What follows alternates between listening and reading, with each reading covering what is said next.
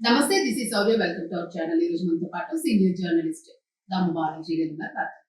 నమస్తే సార్. అనసూయ గారు మళ్ళీ కొత్తగా ఇన్స్టాలో ఒక పోస్ట్ చేశారు. సో ఎక్కడ కూడా అంటే ఒక కామాస్ పడుతూ ఉన్నాయి కానీ ఫుల్ స్టాప్ కానీ లేకపోతే ఇంకా వేరే ఏం మార్కులు పడట్లేదు, కామాస్ మీదే వెళ్తా ఉంది.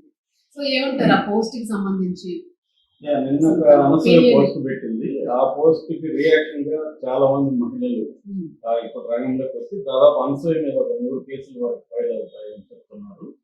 ఇక్కడ 2 విషయాలు ఉన్నాయండి. ఒకటి, అనసూయ మామూలుగా పోస్టులు పెట్టి ఊరుకుంటే అది వేరే విషయం. ఆమె పర్సనల్ గా తీసుకుని నేను కేసులు కూడా పెట్టి, అంటే legal battle and social battle 2 simultaneous గా అనసూయ కంటిన్యూ చేస్తూ ఉంది. సో దీంతో ఈ బాధిత ఇప్పుడు అనసూయ బాధితుల సంఘం లాగా అంటే ఫార్మల్ గా ఫామ్ కాలేదు కానీ అలాగే ఉంది వ్యవహారం చూస్తే. దాంతో ఎందుకంటే 73 మంది మీద ఆమె కంప్లైంట్ ఇస్తే 42 మందికి నోటీసులు ఇచ్చారు. మిగతా కూడా ప్రాథమిక విచారణ తర్వాత వాళ్ళకు నోటీసులు ఇస్తామని చెప్తున్నారు. ఇందులో నోటీసులు తీసుకున్న వాళ్ళు ఎక్కువ ఉన్నవి యూట్యూబ్ ఛానల్, రెండోది యూట్యూబ్ ఛానల్లో గెస్ట్లు మాట్లాడేవారు.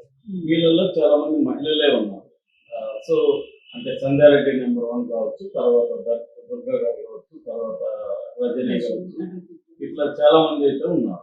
అట్లాగే ఛానల్ అన్ని ఉన్నాయి. సో ఇప్పుడు వీళ్ళందరూ ఏకంగా ఏం చేస్తున్నారంటే ఆల్రెడీ మహిళల్లో తీవ్ర వ్యతిరేకత ఆమె మీద వచ్చింది. సో ఎందుకంటే ఆమె ముందు నుంచి కూడా తన అభిప్రాయం చెప్పచ్చు కానీ తన అభిప్రాయానికి భిన్నంగా ఉండే వాళ్ళని కించపరిచే విధంగా మాట్లాడడం, నిందించడం చేస్తుంది. సో తన అభిప్రాయం ఏంటి, స్త్రీలకు తమకి నచ్చిన బట్టలు వేసుకునే హక్కు ఉందనేది ఆమె చెప్పదలుచుకుంది. అది చెప్పేసి ఊరుకో ఉండొచ్చు, కానీ కావాలనే ఆ బికినీ డ్రెస్సుల్ని పెట్టడం, ఆ వీడియోలు పెట్టడం, అంటే ఒక రకంగా ఇన్స్టిగేట్ చేయడం. అవును, నేను ఏం చేస్తారో చేసుకోండి, నేను పెడతానే ఉంటాను అన్న పద్ధతిలో ఉంది.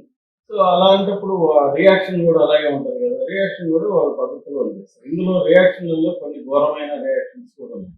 అంటే ఆమె బట్టలు పెడితే వీళ్ళు కూడా దానికి వ్యతిరేకంగా మాట్లాడే హక్కు ఉంది, కానీ ఆమెను పర్సనల్ గా అటాక్ చేయడం, ఆమెను రకరకాల బూతులు పెట్టడం, వాళ్ళ ఫ్యామిలీని తాగడం, ఇవన్నీ కూడా జరిగాయి.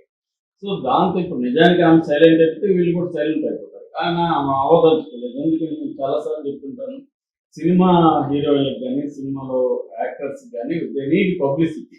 ముఖ్యంగా అనసూయకి ఏమి పెద్ద కెరీర్, ఏమి బ్రైట్ కెరీర్ లేదు. అప్పుడప్పుడు ఏవో ఒకటో రెండో వస్తున్నాయి.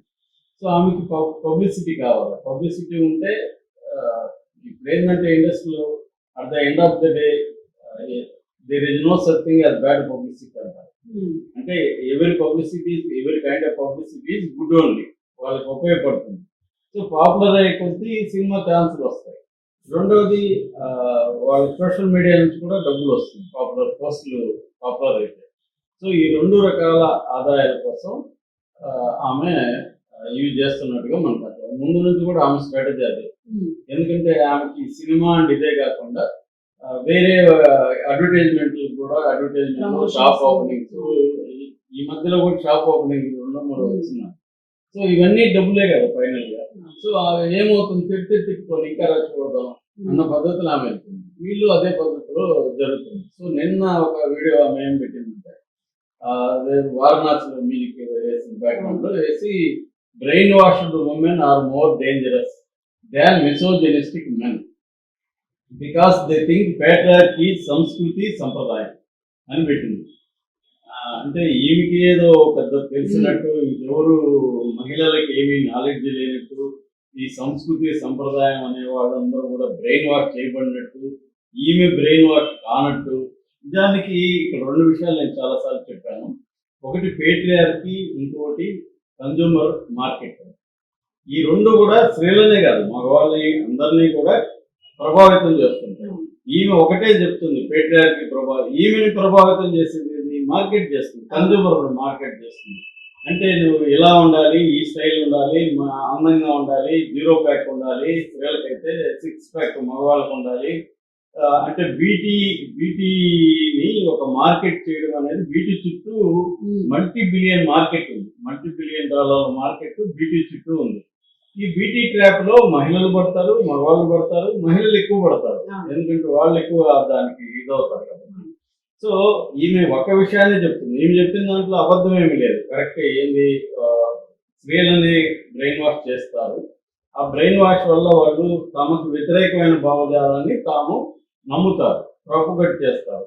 దీన్ని మన మార్క్స్ కూడా, కార్ల్ మార్క్స్ ఐడియాలజీ డెఫినేషన్ ఏంటంటే వాళ్ళు ఏమి చేస్తున్నారో వాళ్ళకి తెలియదు. దీన్ని తలకిందుల భావజాలం అంటారు. తలకిందుల భావజాలం అంటే మనకి హాని చేసే భావాల్ని మనం నమ్మడం. ఇప్పుడు ఒక చెప్పులు కుట్టే వ్యక్తి ఉన్నాడు. అతను ఏమనుకుంటాడంటే, నేను పూర్వజన్మలో ఏదో కర్మ చేశాను కాబట్టి ఈ జన్మలో చెప్పులు కుట్టేవాడిగా పుట్టాను. ఈ జన్మలో మంచి చెప్పులు కుట్టేవాడిగా ఉంటే వచ్చే జన్మలో నేను మంచిగా పుడతాను అనే ఒక కర్మ సిద్ధాంతాన్ని అతను నమ్ముతుంటాడు. దీన్నే కమ్యూనిస్టులు తెలియజెప్పి, "అరే బాబు, నీకు ఈ కర్మ సిద్ధాంతం వేరే వాళ్ళు నిన్ను నమ్మించడానికి పెట్టారు, నువ్వు తిరుగుబాటు చేయకుండా ఉండడానికి పెట్టారు" అనేది ఎడ్యుకేట్ చేస్తారు. అలాగే స్త్రీలకు కూడా తాము మగవాళ్ళకి సరెండర్ అయి ఉండాలి, మగవాళ్ళు చెప్పినట్టు వినాలి అని నమ్మే స్త్రీలు ఉండొచ్చు. అది వాళ్ళకి చెడు చేసేది, ఎందుకంటే వాళ్ళు దాని నుంచి ఎదగలేరు. కానీ ఇవాళ సమాజం మారుతుంది. ఇవాళ ఎవరు కూడా అలా అనుకుంటారని నేను అనుకోను. అంటే నేను మగవాడు చెప్పినట్టు వినాలని చిన్నప్పటి నుంచి స్త్రీలు ఎవరు ఇవాళ అనుకునే పరిస్థితి లేదు. ఎందుకంటే అన్ని రంగాల్లో స్త్రీలు ముందుకు వస్తున్నారు. ఈ మధ్య కాలంలో మనం చూస్తే స్టార్టప్స్లో స్త్రీలే ఉన్నారు, బ్యాంక్ అకౌంట్లో స్త్రీలే ఉన్నారు. దీని మీద పుస్తకాలు కూడా వచ్చే రీసెర్చ్ వచ్చింది. లేటెస్ట్గా లెవియేతన్ అనే ఒక పుస్తకం వచ్చింది.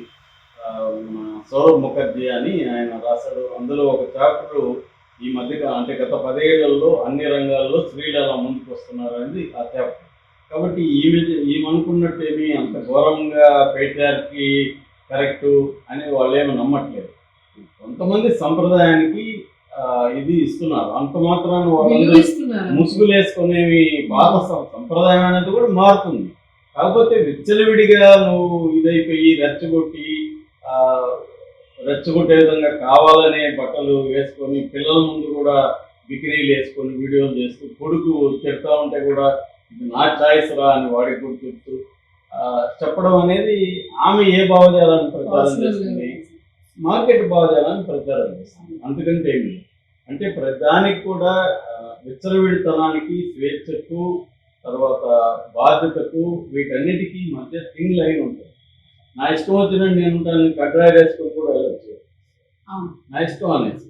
కానీ అట్లా కుదరదు. సమాజంలో కొన్ని అన్రిటర్న్ ఇవి ఉంటాయి, కొన్ని రిటర్న్ లాస్ ఉంటాయి.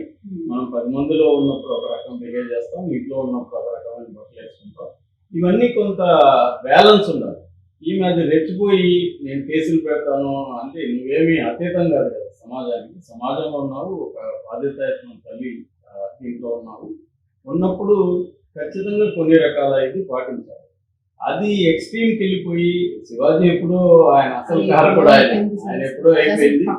ఈ వచ్చి కావాలని కెలుగుతూనే ఉంది. మరి లాజికల్ విమెన్ టార్గెట్ చేసి మోర్ డేంజరస్ దెన్ మిసోజినిస్ట్ అంటుంది. సో ఈ స్టేట్మెంటే రాంగ్ స్టేట్మెంట్. ఎందుకంటే ఆమె కూడా మార్కెట్ దీంట్లోనే ఉంది. సో ఈ విషయం ఆమెను వ్యతిరేకించే వాళ్ళందరూ బ్రెయిన్ వాష్ డొమైన్ అని అంటే వాళ్ళకి సొంత బుర్ర లేదనే ఈమె చెప్తుంది. అంటే సొంత బుర్ర లేదా వాళ్ళకి? ఇప్పుడు చాలా మంది ఏమంటున్నారండి సార్, ఒక క్వశ్చన్ మెసేజెస్ చూస్తున్నాం కదా, మనకు కూడా వస్తూ ఉంటాయి. ఇప్పుడు అందులో ఒక 60 years ఓల్డ్ ఉమెన్ ఉన్నారు అనుకోండి, 50 to 60 years ఏజ్ వాళ్ళు కూడా చాలా మంది వీడియోస్ చేసి పెడుతున్నారు. సో అందులో ఏమంటున్నారంటే వాళ్ళ తండ్రి గారు పెంచిన విధానం, 50 years 60 years ఉమెన్ ని వాళ్ళ తండ్రి, వాళ్ళ అన్నదమ్ములు, వాళ్ళ తాతలు పెంచిన విధానం ఉంటుంది. సో అంటే మా తాతని, మా తండ్రిని కూడా ఇప్పుడు వచ్చిన అనసూయ తప్పుపడుతున్నట్టే కదా, మెయిల్ డామినేషన్ ని మేము విన్నామని. ఇప్పుడు మేము మళ్ళీ మా పిల్లలకి పద్ధతిగా ఉండండి అని చెప్పడానికి మా పిల్లలు ఇన్ని జనరేషన్స్ తర్వాత దీన్ని వ్యతిరేకించి మా మీద తిరుగుబాటు చేసేటట్టుగా ఈవిడ బ్రెయిన్ వాష్ చేయడం మొదలు పెట్టారా అన్నట్టు వాళ్ళు ఇటు రివర్స్ క్వశ్చన్ చేస్తారు. సో దానికి అసలు లాజికల్ గా ఆమె కావాలనే పబ్లిసిటీ కోసం చాలా మంది స్త్రీలు పెద్ద పెద్ద రచయితలు ఎందుకో మహిళా సంఘాలు సపోర్ట్ చేసినాక రెచ్చిపోతుంది, ఈ భాషలతో మాట్లాడుతుంది. సో ఆమె మీద ఇప్పుడు రివర్స్ కేసులు పెడుతున్నారు. వ్యవస్థలు కొంచెం విచ్ఛిన్నం అవుతున్నాయి, డిస్టర్బెన్సెస్ వస్తున్నాయి అనేది కొంతమంది అభిప్రాయం. Thank you.